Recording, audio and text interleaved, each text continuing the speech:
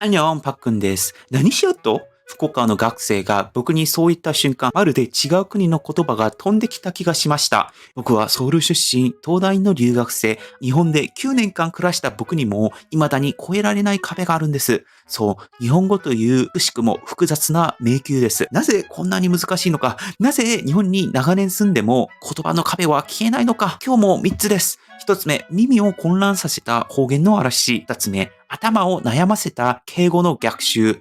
3つ目、手を止めさせた漢字の海です。日本語って海外の人からしたらどうなのかなって気になっているあなた、ぜひ最後まで見てみてください。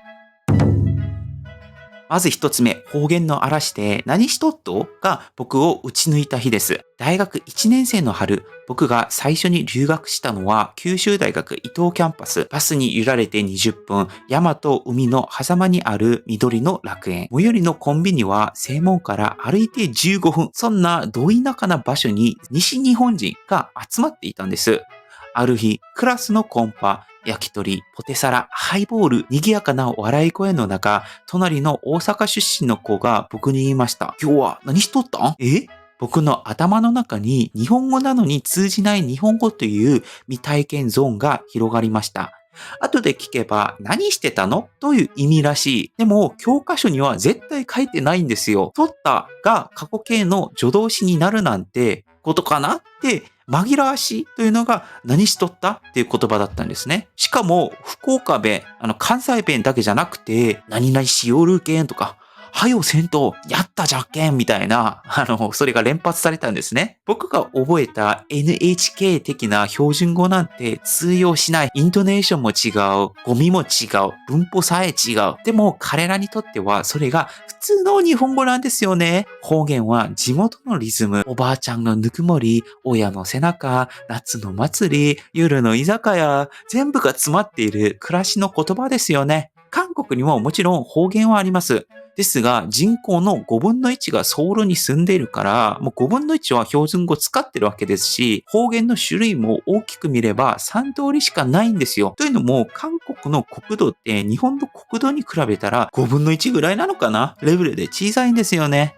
だからこそ僕にとって日本で留学生にとっては爆速の嵐のように襲いかかってきた方言でした。何言ってるかわからない。笑えない。返せない。日本語できるはずなのに通じない。それが一番辛かったです。僕の耳は方言で鍛えられました。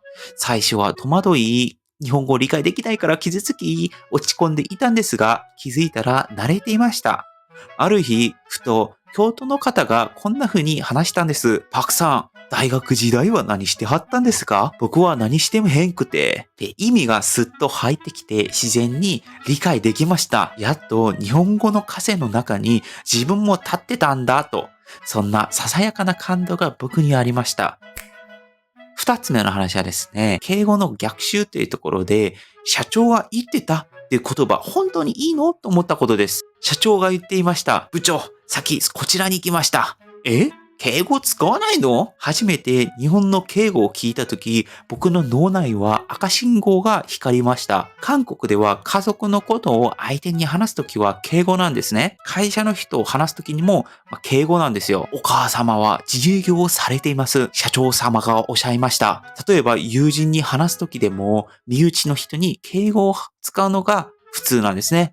でも日本では違った。うちの人には敬語を使わない方が自然って文化ですよね。これが最初のカルチャーショックでした。特に驚いたのが社長が言ってたよみたいな表現。韓国だったらアウトでして、社長が言ってたみたいな感じで敬語を使わなかったら、社長室に呼び出されるかもしれません。そして戦いは第2のステージに突入します。そう、それがビジネス敬語という魔境なんです。恐れ入りますが、〇〇様はいらっしゃいますでしょうか？本社よりご提示いただきました書類に関しまして内容を拝見させていただきました。誰が何してるんですかって頭では理解できても口に出すともう舌がねじ込まれるだったりとか相手の方々がきっと何か話してるんですけれども僕には理解できなかったりとかするんですね。ある日用事が終わってご苦労様ですと言ったら先輩にこっそりご苦労様は目上の人に使っちゃダメだよと指摘されました。様ついてるから全部丁寧語かと思ってた。その日から僕の頭には NG 敬語メモが増えてきました。疑わせていただきますは二重敬語だからアウト。了解しましたはフランクすぎるから承知いたしましたに変換せよ。まるで敬語暗号解読ゲームみたいに僕の頭は変わっていきました。いや、でもですね、やっぱり伝わった時には嬉しいですよね。メール一通に、10分後くらいかけて書いた文章が相手からご丁寧なご連絡ありがとうございますって返ってきた時、画面越しに少しだけ通じ合えた気がしたんですよ。敬語ってやっぱり言葉のドレスコード、堅苦しくてめんどくさいと正直感じる時もありますが、きちんと身にまとうと相手の心にスッと入っていける気がするんですね。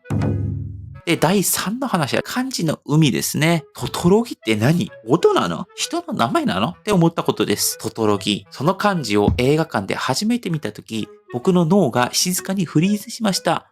車が3つ、でも読めない。意味がわからない。まさかこれが大きな音が鳴り響く様子だって思いもしませんでした。まあ確かに車3つあれば響きますね。僕は漢字を習わなかった世代でした。1980年代、90年代、韓国では漢字教育の簡素化、削除が始まりました。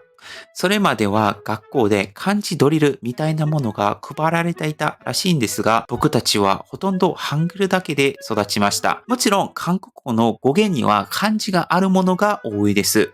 準備は韓国語で準備ですし、希望は韓国語で肥満ですし、感動は韓国語で感動です。日本語と全く同じ熟語で、もう言い方も似ているんですね。でも、書けと言われたら、希望の棒ってなんだっけとなります。僕が研究って言葉を漢字で書けるようになったのは、留学3年目の話でした。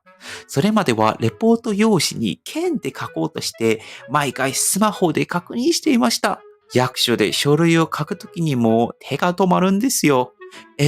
国際ってどう書くんだっけ？スマホで航空祭と打って出てきた漢字を指でなぞりながら書く。日本人なら見たら面白いと感じてしまうかもしれないんですけれども、こっちは命かけなんですよ。そして漢字には見た目の美しさもある。ある日観光地で見た風鈴という2文字。風が音を鳴らすなんて詩的なんだろう。あるいは灯籠という文字。火を包むカゴ。なんか静かで暖かくて懐かしい字って感じがするんですね。でも、そんな感動を味わうには、まず海を泳がなきゃいけない。そう、漢字という海なんです。深くて冷たくて、でも時々宝石みたいな言葉に出会える。今でも僕は初めて見る漢字に出会うたびにスマホで調べています。図とか霞とかほうきとか、どれも見た瞬間に音と風景が聞こえる、見える気がするんですね。読み方はまだ曖昧です。書き順はすぐ忘れます。でも、それでも、この文字たちと生きていくことが、今はちょっと楽しいかもしれません。何しとったに戸惑い、社長が言ってたに混乱し、轟きが読めず固まったあの日々。